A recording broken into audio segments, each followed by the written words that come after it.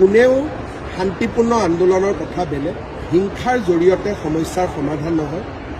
খেৰণীত কাৰ্বি ৰাইজে যিটো দাবী কৰিছে, একাংশ কাৰ্বি ৰাইজে যে হিজিয়াৰ পিজিয়াৰত থকা মানুহখিনিক উচ্ছেদ কৰি দিয়ক। গুৱাহাটী উচ্চ ন্যায়ালয়ৰ স্থগিতাদেশ আছে, কোৰ্টক বাদ দিটো কোনেও কাম কৰিব নোৱাৰে। যদি মই কিবা এটা কৰিব যাওঁ, মোৰ ওপৰতে কণ্টেম্প অফ কোৰ্ট হ'ব। দ্বিতীয়তে, যিখিনি মানুহ তাত বহি আছে তেওঁলোকৰ অধিকাৰ কি, এই বিষয়েও কোৰ্টত আলোচনা হ'ব। আনকি আমি ফৰেষ্টৰ পৰা যিমানবোৰ আজিলৈকে এভিকশ্যন কৰিছোঁ, হাইকোৰ্ট, সুপ্ৰিম কোৰ্ট দুবাৰ তিনিবাৰকৈ কেছ খেলাৰ পিছতহে, কোৰ্টে হাঁ বুলি কোৱাৰ পিছতহে আমি এভিকশ্যন কৰিছোঁ। বহুত সময়ত মানুহে মোক কয় ইয়াত কৰি দিয়ক, তাত কৰি দিয়ক, তেতিয়া মই কওঁ লাহে লাহে, কাৰণ আইন আৰু আদালতক উপেক্ষা কৰি কোনো চৰকাৰে কাম কৰিব নোৱাৰে।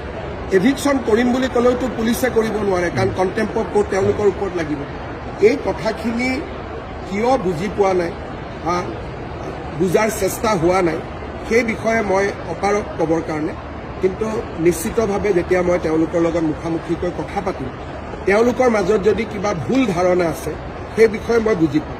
কিন্তু এতিয়ালৈকে সাধাৰণতে কোৰ্টৰ অৰ্ডাৰ থাকিলে বাকী মানুহবিলাকে জবৰদস্তি নকৰে। এই যোৱা দুদিনত হোৱা ঘটনাটো আমি চাব লাগিব, কিন্তু এতিয়া পৰিস্থিতি শান্তি হওক, তাৰ পিছত বিষয়টোৰ সম্পৰ্কে আমি